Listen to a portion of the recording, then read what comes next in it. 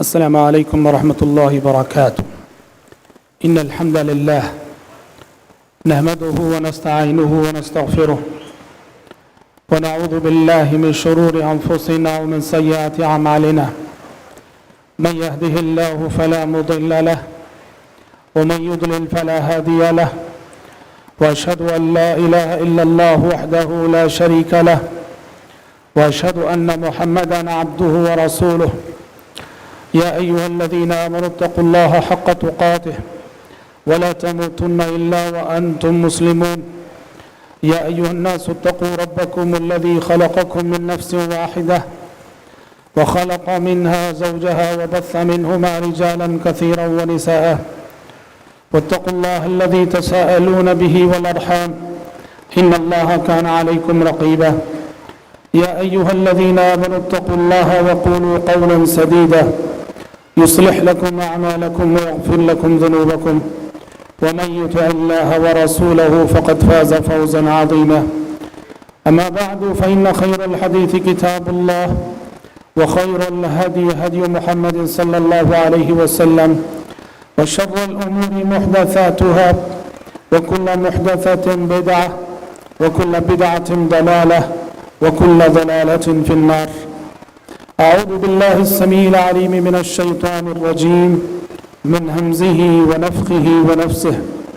أذن للذين يقاتلون بأنهم ظلموا وإن الله على نصرهم لقدير. الذين أخرجوا من ديارهم بغير حق إلا أن يقولوا ربنا الله. حضرات، آج کے اس عظیم الشان اجلاس میں اور 15 اگست کی اس تاریخ کو، جبکہ سارا ملک آزادی کی خوشیاں منا رہا ہے کہ آج کے دن ہمارے ملک کو انگریز کی غلامی سے نجات ملی تھی، اس یادگار اور تاریخی دن میں مجھے آپ کے سامنے گفتگو کرنے کے لیے جو موضوع دیا گیا ہے وہ موضوع ہندوستان کی آزادی میں مسلمانوں کا رول اور مسلمانوں کا کردار۔ حضرات، ہر سال جب 15 اگست کی تاریخ آتی ہے تو 15 اگست کی مناسبت سے اس موضوع پر کہیں نہ کہیں جمعہ کے خطبوں میں یا پھر اس طرح کے دوسرے پروگراموں میں بولا جاتا ہے، مسلمانوں کے کردار پر روشنی ڈالی جاتی ہے۔ سبب کیا ہے؟ ہندوستان کی آزادی میں مسلمانوں کے کردار پر روشنی ڈالنے کا سبب کیا ہے؟ بنیادی طور پر 3 اسباب ہیں۔ پہلی بات تو یہ کہ آنے والی نسلیں یاد رکھیں کہ ان کے اسلاف نے اس ملک کے لیے کیا قربانیاں دی ہیں۔ دوسرا سبب یہ ہے کہ ہندوستان کی تاریخ کے اس روشن باب کو مستقبل کی تاریخ یاد رکھے، اس لیے کہ اس ملک میں تاریخ بنانے والے، تاریخ کو مسخ کرنے والے، تاریخ بگاڑنے والے، تاریخ کو مٹانے والے اور تاریخ کو بدلنے والوں کی کوئی کمی نہیں ہے۔ تو لہٰذا 15 اگست کی مناسبت سے ہر سال اس موضوع پہ کہنا اس لیے ضروری ہے کہ تاریخ کو یاد رکھے اور کسی تاریخ بدلنے والے کو یہ جرت نہ ہو سکے، ہمت نہ ہو سکے کہ ہمارے ماضی سے وہ کھیل سکے اور ہمارے ماضی سے وہ کھلواڑ کر سکے۔ اور حضرات، تیسرا سبب جو ہر سال 15 اگست کی مناسبت سے اس موضوع پہ کہا جاتا ہے وہ یہ ہے کہ اس ملک کے وہ فرقہ پرست جو رہ کر اس ملک سے اسلام کو مٹانے اور مسلمان کو نکالنے کی بات کرتے ہیں، اس موضوع پر ہم گفتگو کر کے انہیں یہ پیغام دیتے ہیں کہ یہ وسوسہ جو بار بار ان کے دل میں پیدا ہوتا ہے کہ اس ملک سے اسلام کو مٹانا چاہیے، مسلمانوں کو ختم کرنا چاہیے، وہ ایسے خواب دیکھنا چھوڑ دیں۔ یہ سرزمین اور یہ آسمان، یہ ملک اسلام کے بغیر بے نور ہو جائے گا۔ اگر مسلمان کو اس ملک سے نکالا جائے گا، یہاں کی سرزمین روئے گی اور ڈھونڈے گی اور تلاش کرے گی کہ وہ مسلمان کہاں چلا گیا جس نے اپنے خون سے مجھے سینچا تھا۔ یہاں کا آسمان روئے گا اور تلاش کرے گا کہ وہ مسلمان کہاں چلا گیا جس کی قربانیوں کے ہزاروں نظارے اور ہزاروں مثالیں میں نے دیکھی ہیں۔ عرب فارسی کے شاعر نے کہا، گاہے گاہے باز خواہی قصہ پاری نہ را، گاہے گاہے باز خواہی قصہ پاری نہ را، تازہ خواہی داشتن گر زخم ہائے سینہ را۔ اگر چاہتے ہو کہ تمہارے دل کے زخم ہرے رہیں تو ان پرانی روایتوں کو کبھی بھلایا نہ کرو، بار بار ان پرانی روایتوں کا تذکرہ کیا کرو۔ حضرات، یہ سچ ہے اور یہ حقیقت ہے کہ جنگ آزادی ہندو اور مسلم دونوں نے مل کر لڑی ہے۔ اس حقیقت سے کوئی انکار نہیں کر سکتا۔ ہندوستان کی جنگ آزادی یہ بیک ہوا مسلم اور ہندو دونوں نے مل کر لڑی ہے، اس حقیقت سے کوئی انکار نہیں کر سکتا۔ مگر یاد رہے کہ اکثر مرحلوں میں جنگ آزادی کی قیادت اور کمانڈنگ مسلمانوں کے ہاتھ میں رہی۔ ہندو ساتھ ضرور رہا، ہندو نے آزادی کے لیے قربانیاں ضرور دی، مگر یہ تاریخی حقیقت ہے کہ جنگ آزادی میں قائدانہ رول جنہوں نے ادا کیا اور جنگ آزادی میں کمانڈنگ جنہوں نے کی وہ مسلمان رہے۔ اس لیے کہ جنگ آزادی ایسا نہیں کہ وہ 40-50 سال میں محیط ہے۔ ہاں مائک ایسا رکھیے برائے مہربانی، بالکل ایسا ہونا چاہیے۔ جنگ آزادی ایسا نہیں کہ 40-50 سال کی تاریخ ہے، جنگ آزادی 200 سے 250 سال پر محیط ہے۔ 200 سے 250 سال، عام طور پہ کہا جاتا ہے 1857 میں پہلی جنگ آزادی ہوئی، 1857 پہ، یہ بہت بڑی تاریخی غلطی ہے۔ جنگ آزادی شروع ہوتی ہے 1750 سے پہلے، 1750 سے پہلے 2015 میں ہم ہیں، 1940 پر 7 میں ملک آزاد ہوا۔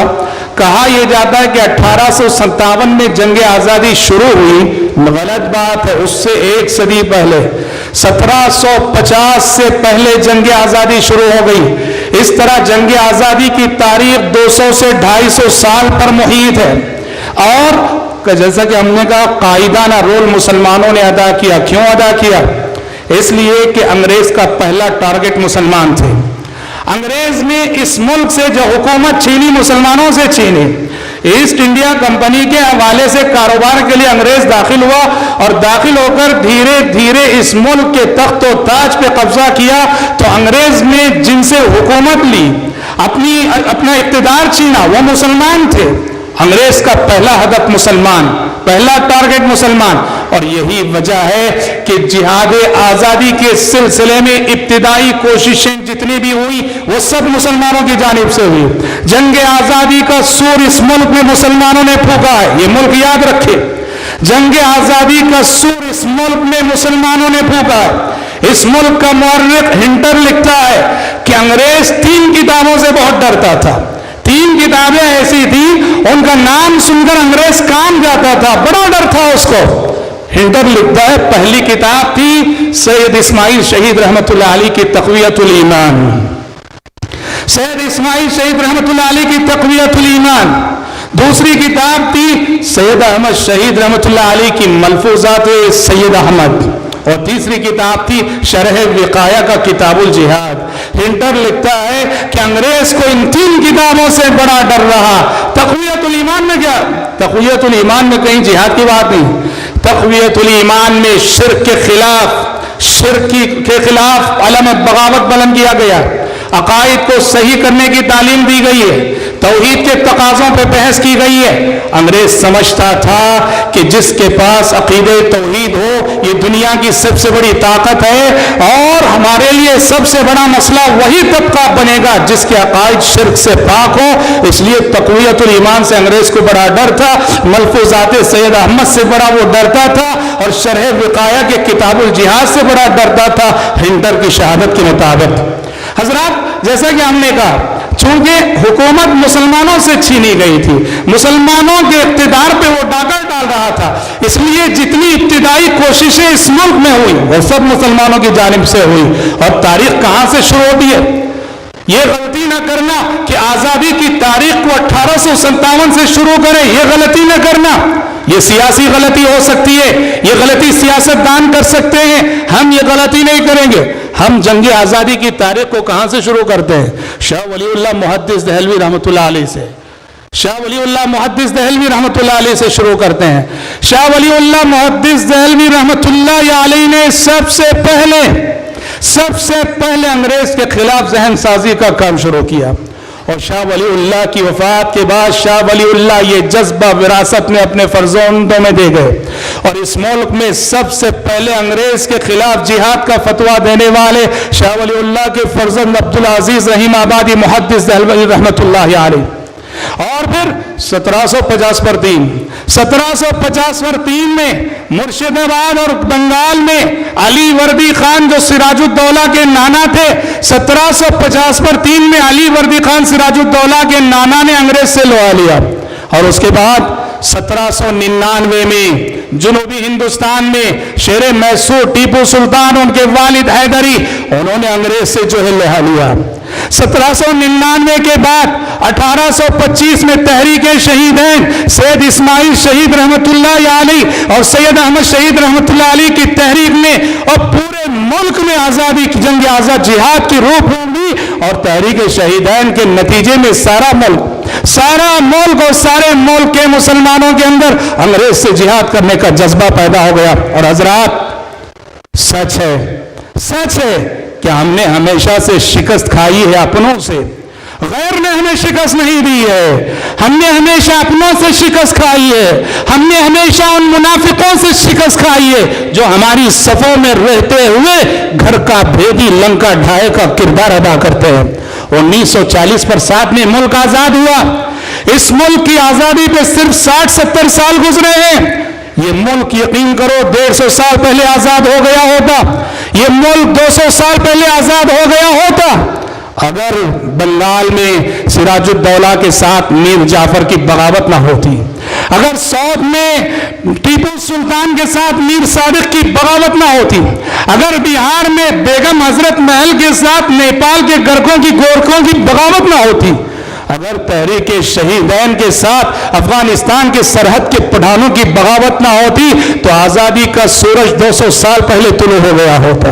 ان غداروں نے، ان منافقوں نے، ان خائنوں نے سبحان اللہ انگریز کے ساتھ تال میل کر کے اپنے ضمیر کا سودا کیا، اپنے ضمیر کو بیچا، اپنے ایمان کو بیچا، اپنے زمین کو بیچا۔ حضرات آزادی کی منزل تک یہ ملک ایسے ہی نہیں پہنچا ہے، آزادی کی منزل تک یہ ملک ایسے ہی نہیں پہنچا ہے۔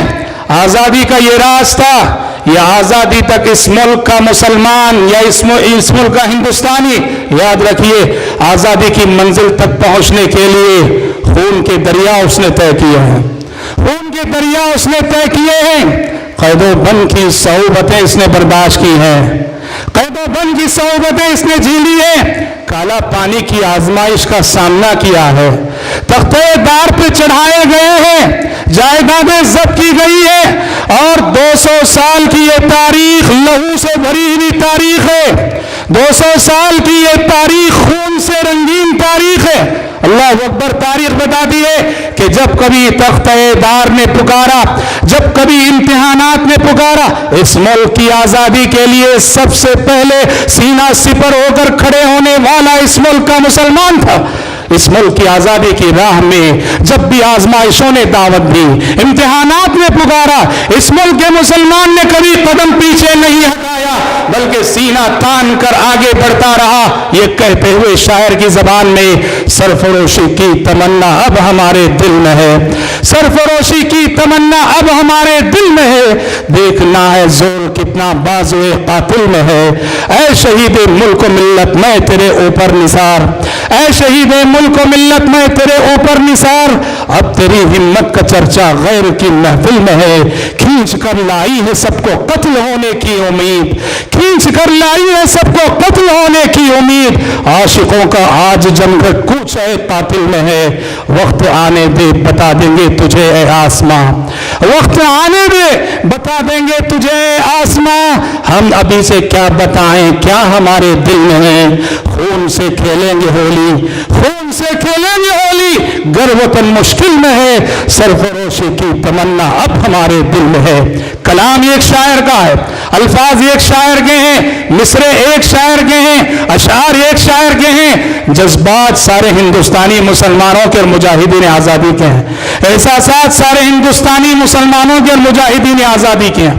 اور حضرات واقعات کی روشنی میں اگر دیکھنا چاہیں، واقعات کی روشنی میں اگر ہم دیکھنا چاہیں کہ اس ملک کی آزادی کی منزل پر اس ملک کا مسلمان کن کٹھن راستوں سے پہنچا ہے، بڑی المناک تاریخ ہے۔ آخری مغل بادشاہ بہادر شاہ ظفر جو جہاں اس ملک میں مسلمانوں کی 852 سالہ حکومت کا خاتمہ جس پر ہوتا ہے، بہادر شاہ ظفر کو انگریز نے قید کر لیا اور بہادر شاہ ظفر کی آنکھوں کے سامنے 4 شہزادوں کو، اس کے 4 بچوں کو تڑپتے ہوئے زندہ ذبح کیا گیا۔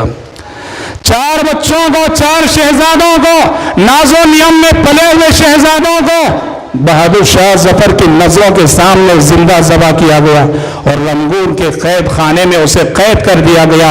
بہادر شاہ ظفر نے اپنے ان زخموں کو الفاظ کی شکل میں، اشعار کی شکل میں یوں بیان کیا تھا۔ وہ آخری اس کی غزل بڑی مشہور ہے، لگتا نہیں ہے جی میرا اجڑے دیار میں، رنگون کے قید خانے میں، لگتا نہیں ہے جی میرا اجڑے دیار میں، کس کی بنی ہے عالم ناپائیدار میں، کہہ دو ان حسرتوں سے کہیں اور جا بسیں، کہہ دو ان حسرتوں سے کہیں اور جا بسیں، اتنی جگہ کہاں ہے دل داغدار میں، عمر دراز مانگ کر لائے تھے 4 دن، عمر دراز مانگ کر لائے تھے 4 دن، 2 آرزو میں کٹ گئے 2 انتظار میں، کتنا ہے بدنصیب ظفر دفن کے لیے، کتنا ہے بدنصیب ظفر دفن کے لیے، 2 گز زمین بھی مل نہ سکی کوئی یار نے، کہا کہ جس وسیع و عریض ہندوستان پہ میں حکومت کر رہا تھا، آج وہ وقت آیا ہے کہ اس ہندوستان کی 2 گز زمین بھی مجھے میسر نہیں دفن ہونے کے لیے،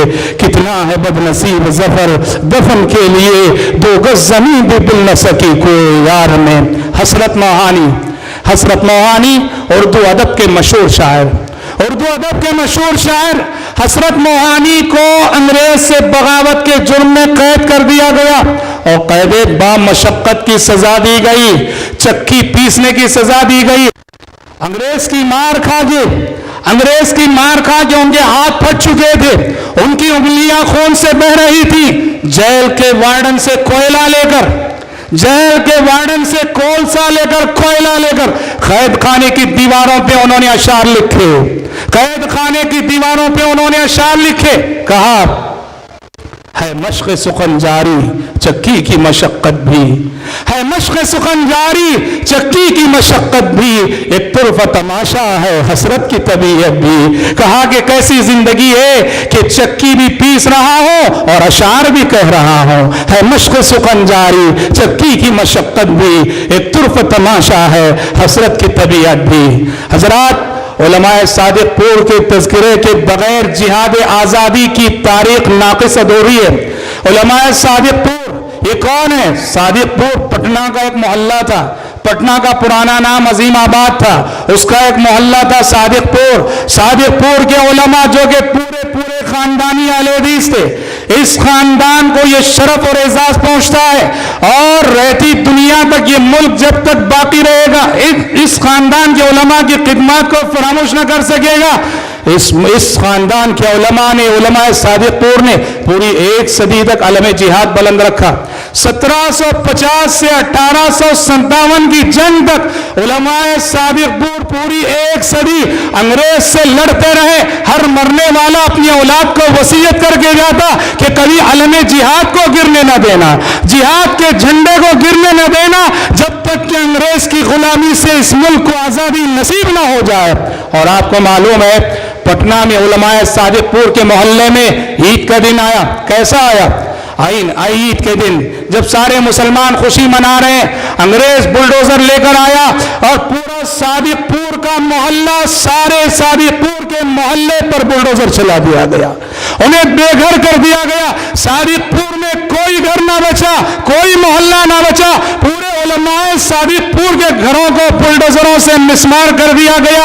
اور عید کے دن یہ تماشا ہوا، عید خوشی کے موقع پہ انہیں یہ زخم دیا گیا علماء صادق پور کی قربانیوں کے حوالے سے پنڈت جواہر لال نہرو کی شہادت ہم آخر میں پیش کریں گے۔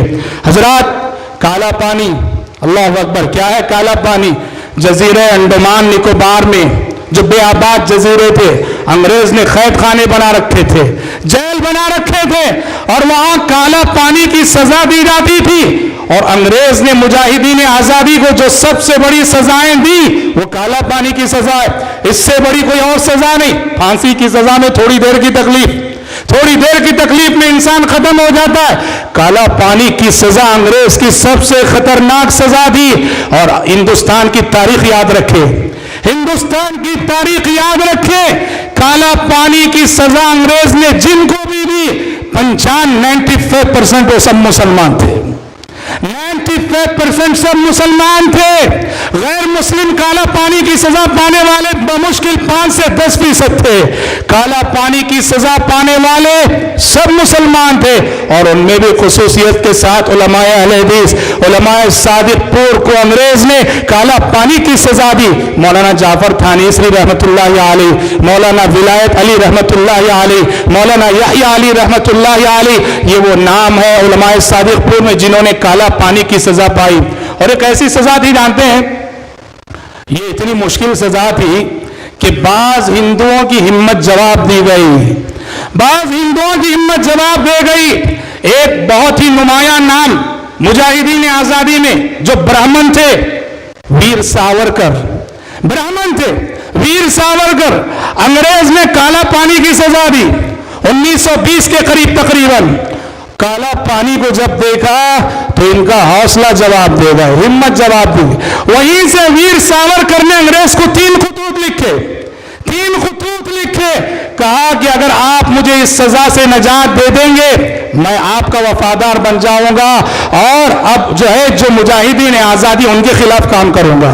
انگریز نے 1922 میں انہیں وہاں سے چھٹکارا دیا کالا پانی کی سزا سے، اور 1922 کے بعد سے ویر ساورکر گاندھی جی کے خلاف مستقل تحریک میں حصہ لینے لگے۔ اور اس ملک کی تاریخ یہاں تک کہتی ہے کہ گاندھی جی کے قتل میں باقاعدہ ان کا حصہ رہا، مگر تھے بیرسٹر، اپنی ذہانت اور چالاکی سے سزا سے بچ گئے، مگر کہا جاتا ہے کہ گاندھی جی کے قتل میں باقاعدہ ان کا حصہ رہا۔ کالا پانی کی سزا میں ایک طرف یہ غیر مسلم کا کردار دیکھو، اور دوسری طرف مولانا جعفر تھانیسری رحمۃ اللہ علیہ علماء صادق پور میں سے انگریز نے کالا پانی کی سزا دی، مدت سزا مکمل کی ثابت قدم رہے، اور مدت سزا مکمل ہونے کے بعد انہوں نے مستقل کتاب لکھی۔ کتاب کا نام ہے کالا پانی، اور دستیاب ہے وہ کتاب، ملتی ہے وہ کتاب ہر جگہ، جس میں انہوں نے لکھا ہے کہ کیسی وحشتناک اور اذیتناک سزائیں دی جاتی تھی۔ اور حضرات، اس ملک کی تاریخ کی اور اس ملک کے شہداء کی، مسلمانوں کی قربانیوں کی بات ہم کر رہے ہیں۔ ملبار کے حوالے سے آئیے ہم آپ کو بتاتے چلیں۔ ملبار میں ایک برادری تھی، ایک طبقہ تھا مسلمانوں کا جنہیں موپلا مسلمان کہا جاتا تھا، موپلا مسلمان۔ علی مسلیار کو انگریز نے جب گرفتار کیا تو یہ موپلا مسلمانوں کی برادری انگریز کے خلاف اٹھ کھڑی ہوئی۔ آپ کو معلوم ہے موپلا مسلمانوں کو انگریز نے کیسی اذیتناک سزائیں دی۔ کیرلا کا شہر تیرور میں موپلا مسلمانوں میں سے 125 مجاہدین آزادی کو انگریز نے گرفتار کیا۔ اب گرفتار کس لیے کیا؟ مدراس لے جانا ہے، اس لیے کہ کورٹ لے جانا ہے ان کو، کیس چلنا ہے ان پر۔ کس میں لے جایا گیا؟ مال گاڑی، ٹرین ہے نا، مال گاڑی میں، اور جبکہ اس دور میں کہتے ہیں بمشکل مال گاڑی کی ایک ڈبے میں 50 سوار ہو سکتے تھے، 50 کی جگہ 125 مجاہدین کو ٹھونسا گیا، 125 مجاہدین کو ایک بوگی میں ٹھونسا گیا، اور لوہے کا دروازہ بند کر دیا گیا۔ سوچو کہ کیا گزری ہوگی، چاروں طرف سے بند، کوئی دریچہ نہیں، ہوا جانے کا کوئی راستہ نہیں، اور سفر بھی کیسا، ایسا نہیں کہ دوپہر کو تیرور سے نکلے اور شام چنئی آ گیا جس طرح آج کی رفتار ہے۔ مورخ لکھتا ہے کہ تیرور سے نکل کر سیلم کوئمبتور کے راستے سے ہوتے ہوئے چنئی پہنچنے تک 2.5 سے 3 دن لگے، رینگتی ہوئی جاتی تھی گاڑیاں، یہ 2.5 سے 3 دن ایک بوگی میں جہاں 50 آدمیوں کی گنجائش ہے اور 125 مجاہدین آزادی مسلمان بند کر دیا گیا ہے. صورتحال یہ اندر نہ کھانا میسر نہ پانی میسر. صورتحال یہ تھی کہ بھوک سے تڑپ کر ایک دوسرے کو کھا رہا تھا. مورخ لکھتا ہے جب درمیان میں ایک جگہ ریل رکا کر دروازہ کھولا گیا تو دیکھا گیا کہ 65 جانیں جا چکی ہیں. 65 جانیں جا چکی ہیں, گل چکی ہیں, سڑ چکی ہیں, اور نتیجے میں تعفن سے اور بدبو سے جو زندہ بچے ہیں وہ بھی جو ہے نیم مردہ حالت کے ہو چکے ہیں. اور اس حالت میں بقیہ زندہ لوگوں کو مدراس لے جایا گیا, اور مدراس لے جا کر کورٹ میں انگریز جج نے آدھے لوگوں کے حق میں سزائے موت سنائی اور آدھے لوگوں کو کالا پانی کی سزا سنائی. کیرلا حکومت نے 1971 میں 1971 میں موپلا مسلمانوں کی قربانیوں کو تسلیم کرتے ہوئے ان کے جو رشتہ دار یا ان میں سے جو باقی رہ گئے ہیں ان کے لیے باقاعدہ وہ پینشن جاری کی جو فریڈم فائٹرز کو جاری کی جاتی ہے. یہ کیرلا کی تاریخ کا ایک روشن باب ہے. حضرات, میاں نذیر حسین محدث دہلوی رحمۃ اللہ علیہ, میاں نذیر حسین محدث دہلوی رحمۃ اللہ علیہ کون ہے؟ یہ ہندوستان کے امیر المؤمنین فی الحدیث ہے. ہندوستان کے امیر المؤمنین فی الحدیث ہے. ہندوستان میں علم حدیث کی جتنی سندیں پائی جاتی ہیں وہ میاں صاحب سے ہو کر گزرتی ہیں. میاں نذیر حسین محدث دہلوی رحمہ اللہ کا مدرسہ حدیث دلی میں موجود تھا. انگریز دلی کے مدرسوں پہ حملہ کرتا تھا, علماء کو گرفتار کرتا تھا. چنانچہ ان گرفتار ہونے والوں میں امیر المؤمنین فی الحدیث میاں نذیر حسین محدث دہلوی رحمۃ اللہ علیہ بھی تھے, اور تقریباً 1 سال راول پنڈی کی جیل میں بند رہے. 1 سال راول پنڈی کے قید خانے میں انگریز نے بھی بند رکھا. اور امام الہند مولانا ابوالکلام آزاد رحمۃ اللہ علیہ, مولانا ابوالکلام آزاد رحمۃ اللہ علیہ, اس ملک نے ایسا عظیم انسان بہت کم دیکھا ہوگا, ایسا صاحب بصیرت انسان, ایسا دانشور انسان, اتنا بڑا مفکر, اتنا بڑا دانشور, اتنا بڑا دور اندیش انسان جو اپنی جگہ ایک موحد, ایک مفسر, ایک محدث اور ایک صاحب بصیرت انسان امام ابوالکلام آزاد رحمۃ اللہ علیہ, جن کی زندگی کا منٹ بڑا قیمتی, جن کی زندگی کا منٹ بڑا قیمتی. انگریز پہلے تو ان کی فکر کو لگام دینا چاہا, ان کی زبان کو لگام دینا چاہا, ان کے قلم کو لگام دینا چاہا. کبھی ان کے مجلے البلاغ پہ پابندی لگ رہی ہے, کبھی ان کے پرچے الہلال پہ پابندی لگ رہی ہے, اور کبھی خود انہیں گرفتار کر کے جیل میں ڈال دیا جاتا ہے. احمد نگر کا قید خانہ آج بھی محفوظ ہے, جس قید خانے میں مولانا آزاد کو بار بار قید کیا جاتا تھا. احمد نگر کا جیل, احمد نگر کا قید خانہ آج بھی شاہد عدل ہے. جس انسان کی زندگی کا منٹ قیمتی, اس انسان کی زندگی کے 15 قیمتی سال جیلوں میں گزرے.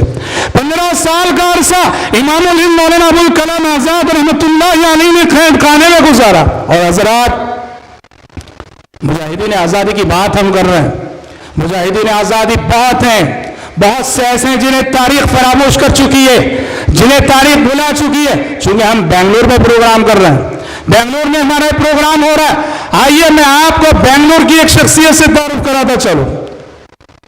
کون ہے یہ 20ویں صدی عیسوی کے آغاز میں جو مشہور مجاہدین ساؤتھ انڈیا میں پائے گئے, اس میں بنگلور کے ایک عثمان سیٹھ, خلافت والے عثمان سیٹھ صاحب, جو خلافت تحریک کے ساؤتھ انڈیا کے پریزیڈنٹ تھے اور جہاد آزادی کے رکن رکین تھے. آپ کو معلوم ہے کہ جب اس ملک میں یہ بیداری آئی کہ انگریز سے جہاد تبھی کامیاب ہوگا جب ہم اپنی اسکول قائم کریں. آج جہاں بشپ کاٹن اسکول ہے, بشپ کاٹن گرلز اسکول ہے, وہاں سب سے پہلے عثمان سیٹھ صاحب نے اپنا اسکول قائم کیا انگریز کے خلاف. اور اس ملک کی تاریخ یاد رکھے, اس ملک کے افتتاح کے لیے, اس اسکول کے افتتاح کے لیے گاندھی جی, جواہر لال نہرو اور مولانا شوکت علی جو تحریک خلافت کے رکن رکین تھے, یہ لوگ آئے تھے. اور گاندھی جی کو جب پتا چلا کہ یہ بہت بڑے امیر ہیں بنگلور کے، گاندھی جی نے درخواست کی کہ ہندوستان کی آزادی کے لیے آپ اپنی دولت وقف کیجئے۔ عثمان سیٹھ صاحب نے اپنی کئی جائیدادیں بیچ کر گاندھی جی کا جو ہے تعاون کیا تھا۔ اور آپ حوالہ پوچھیں گے کرناٹکا گزٹ کے صفحہ نمبر 97 پہ دیکھیے، کرناٹکا گزٹ جو کہ مستند حوالہ ہے، اس کے صفحہ نمبر 97 میں عثمان سیٹھ صاحب کی قربانیوں کا اور ان کی جہاد آزادی کا اقرار آپ پائیں گے۔ حضرات روشن تاریخ ہے، بڑی لمبی تاریخ ہے، کہنا یہ ہے ہم کن کن کا ذکر کریں اور کتنے حوالے دیں۔ ایک بات جو قصہ مختصر کے طور پہ کہنا چاہیں وہ یہ ہے، پنڈت جواہر لال نہرو نے ایک بہت بڑی بات کہی۔ پٹنہ گئے تھے، وہ جو وزیر اعظم تھے، پٹنہ جا کر ہندوستان کے پہلے پرائم منسٹر نے کیا شہادت دی؟ پٹنہ جیسے کہ ہم نے کہا علماء صادق پور کا علاقہ ہے۔ پنڈت جواہر لال نہرو جب پٹنہ گئے، وہاں اپنی تقریر میں پنڈت جواہر لال نہرو نے تبصرہ کرتے ہوئے ایک بات کہی جو اس ملک کی تاریخ یاد رکھے۔ پنڈت جواہر لال نہرو نے کہا کہ میں کہتا ہوں کہ اس ملک کے لیے، اس ملک کی آزادی کے لیے ہندو، مسلم، سکھ جتنے لوگوں نے قربانیاں دی ہیں، سب کی قربانیاں ترازو کے ایک پلڑے میں رکھ دی جائیں۔ سب کی قربانیاں، ہندو، مسلم، سکھ، سب کی قربانیاں ترازو کے ایک پلڑے میں، اور صرف علماء صادق پور کی قربانیاں ترازو کے دوسرے پلڑے میں رکھ دی جائیں تو علماء صادق پور کی قربانیوں والا پلڑا وزنی ہو جائے گا، بھاری ہو جائے گا، اور سارے ملک کے ہندو مسلم جو بھی ہیں ان کا پلڑا ہلکا ہو کے اوپر۔ وہ کس کی شہادت ہے؟ پنڈت جواہر لال نہرو کی شہادت۔ حضرات، اور ڈاکٹر تارا چند نے کیا کہا؟ ڈاکٹر تارا چند کی مشہور شہادت، غیر مسلم مصنف، اس نے تو کہا علماء اہل حدیث کی خدمات کو دعوی تحسین پیش کر دے۔ ڈاکٹر تارا چند نے کہا کہ سچ کہیں تو اس ملک میں تاریخ اہل حدیثوں کی ہے، سچ کہیں تو اس ملک میں تاریخ اہل حدیثوں کی ہے۔ یہی وہ جماعت ہے جس نے کبھی انگریز کے ساتھ کمپرومائز نہیں کیا، مفاہمت نہ کی، اور یہی وہ جماعت ہے جس نے اس ملک کے لیے 8 لاکھ جانوں کا نذرانہ پیش کیا، جس نے اس ملک کے لیے 8 لاکھ جانوں کا نذرانہ پیش کیا۔ ڈاکٹر تارا چند کی شہادت ہے۔ حضرات، ہندوستانی مسلمان نے اس ملک کو بنایا ہے، اس ملک کو سنوارا ہے، اس ملک کو زینت بخشی ہے، اس ملک کی مدد کی ہے۔ جب بھی مشکل وقت آیا ہے، اس ملک کا دست و بازو بنا ہندوستانی مسلمان۔ اور یاد رہے، اگر 1940 کے بعد ملک بٹا اور ملک تقسیم ہوا، کچھ مسلمان ملک کو بانٹنے کے حق میں تھے، بٹوارے کے حق میں تھے، اور کچھ مسلمان اس ملک کو چھوڑ کر پڑوسی ملک میں الگ ملک بنا کے ہجرت کر گئے، تو وہ بھی ہندوستانی مسلمان ہی تھا، وہ بھی ہندوستانی مسلمان ہی تھا جو اس ملک کے بٹوارے پر بہت دکھی اور غم زدہ تھا، جو اس ملک کو بٹتے ہوئے نہیں دیکھنا چاہ رہا تھا، جو اس ملک کو ٹوٹتے ہوئے نہیں دیکھنا چاہ رہا تھا۔ وہ اس پورے ملک کو سندھ سے لے کر مدراس تک ایک ملک کی حیثیت سے دیکھنا چاہ رہا تھا۔ یہ کون ہے جن کی نمائندگی امام الہند مولانا ابوالکلام آزاد رحمۃ اللہ علیہ کر رہے تھے؟ امام الہند مولانا ابوالکلام آزاد رحمۃ اللہ علیہ کر رہے تھے۔ جانے والے پاکستان جا رہے تھے، پاکستان ہجرت کر رہے تھے، اور اس موقع سے امام الہند مولانا ابوالکلام آزاد دلی کی جامع مسجد کی سیڑھیوں پہ کھڑے ہو کے ہندوستانی مسلمانوں سے مخاطب ہو کر وہ تقریر کی تھی، وہ خطاب کیا تھا جو اردو خطابت کے تاریخ میں ایک سب سے نمایاں خطاب ہے، جس میں انہوں نے ملک کو بانٹنے والے فلسفے پر تنقید کرتے ہوئے مسلمانوں کو حوصلہ دیتے ہوئے خطاب کیا تھا، جس کے کچھ جملے میں آپ کو پڑھ کے سنانا چاہتا ہوں۔ مولانا آزاد نے 1947 میں جب ملک بٹ رہا تھا، اس وقت ملک جب مسلمان ہجرت کر رہے تھے، اس وقت خطاب کرتے ہوئے کہا تھا، اور یادگار جملے انہوں نے کیا کہا؟ آزاد نے کہا تھا اس وقت، تمہیں یاد ہے میں نے تمہیں پکارا، تم نے میری زبان کاٹ لی، میں نے قلم اٹھایا اور تم نے میرے ہاتھ قلم کر دیے، میں نے چلنا چاہا تم نے میرے پاؤں کاٹ دیے، میں نے کروٹ لینی چاہی تم نے میری کمر توڑ دی۔ یہ فرار کی زندگی جو تم نے ہجرت کے مقدس نام پر اختیار کی ہے، دیکھو پاکستان جو جا رہے تھے ان سے کہا یہ فرار کی زندگی جو تم نے ہجرت کے مقدس نام پر اختیار کی ہے، اس جملے کو سنتے ہوئے آپ ذہن میں رکھو جو مہاجرین پاکستان گئے آج بھی وہ کس نام سے کہ ان کی کیا حیثیت ہے اور آج بھی وہاں کیسا امتیازی سلوک ان کے ساتھ ہو رہا ہے۔ انہوں نے مولانا آزاد نے کہا یہ فرار کی زندگی جو تم نے ہجرت کے مقدس نام پر اختیار کیا اس پر غور کرو، اپنے دلوں کو مضبوط بناؤ، اپنے دماغوں کو سوچنے کی عادت ڈالو اور پھر دیکھو تمہارے یہ فیصلے کتنے عاجلانہ ہیں۔ آخر کہاں جا رہے ہو، کیوں جا رہے ہو؟ پاکستان جانے والے مسلمانوں سے مخاطب ہو کے کہا آخر کہاں جا رہے ہو، کیوں جا رہے ہو؟ یہ دیکھو مسجد کے بلند مینار تم سے اچک کر سوال کرتے ہیں کہ تم نے اپنی تاریخ کے صفحات کو کہاں گم کر دیا ہے؟ ابھی کل کی بات ہے کہ جمنا کے کنارے تمہارے قافلوں نے وضو کیا تھا، ابھی کل کی بات ہے کہ جمنا کے کنارے تمہارے قافلوں نے وضو کیا تھا، اور آج تم ہو کہ تمہیں یہاں رہتے ہوئے خوف محسوس ہوتا ہے، حالانکہ دہلی تمہارے خون سے سینچی ہوئی ہے، دہلی کو تم نے اپنے خون سے سینچا ہے۔ آج زلزلوں سے ڈرتے ہو، کبھی تم خود ایک زلزلہ تھے، آج اندھیرے سے کانپتے ہو کہ یاد نہیں کہ تمہارا وجود خود ایک اجالا تھا۔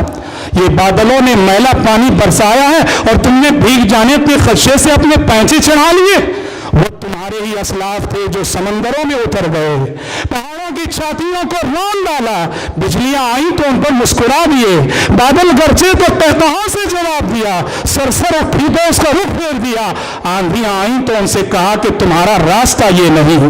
یہ ایمان کی جانکنی ہے، یہ ایمان کی جانکنی ہے کہ شہنشاہوں کے گریبانوں سے کھیلنے والے آج خود اپنے گریبانوں سے کھیلنے لگے اور خدا سے اس درجہ غافل ہو گئے جیسے اس پر کبھی ایمان تھا ہی نہیں۔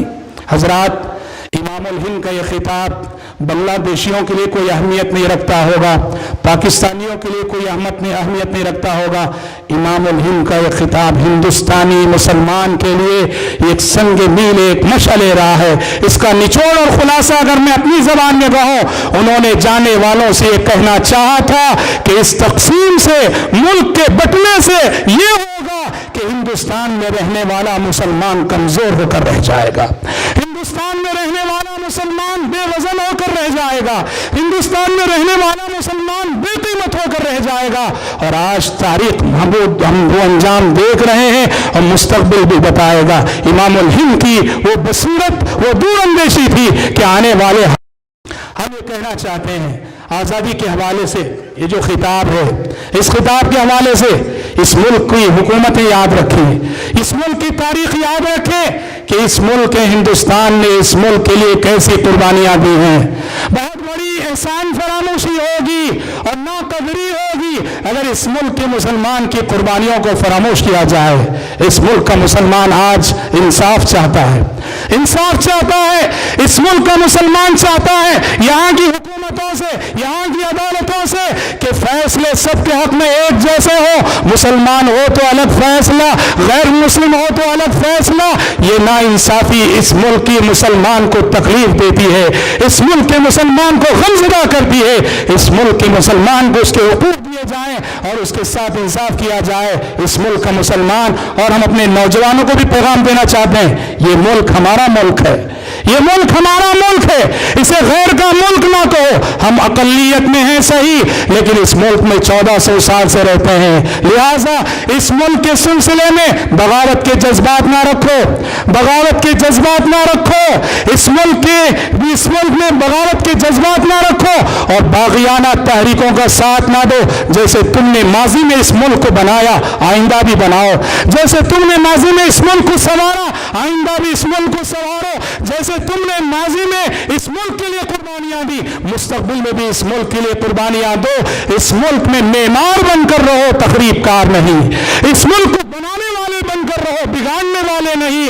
اور اس ملک میں جو مذہبی آزادی حاصل ہے، دین کے حوالے سے جو آزادی ہمیں حاصل ہے، اس آزادی کی قدر کرو، ایک اللہ کی عبادت کرو اور اس توحید کی دعوت دعوت دیتے رہو، توحید کے نعرے لگاتے رہو، توحید کا اعلان کرتے رہو، اس ملک کی آزادی کی قدر کرتے ہوئے اس ملک کو جیسے ماضی میں تم نے بنایا مستقبل میں بنانے کی فکر کرو۔ میں دعا کرتا ہوں رب العالمین سے کہ اللہ تبارک و تعالی ہندوستانی مسلمانوں کو وہ بصیرت عطا کرے، اس بصیرت کی روشنی میں وہ اپنے روشن مستقبل کا صحیح فیصلہ کر سکیں۔ آمین۔ وآخر دعوانا الحمدللہ رب العالمین۔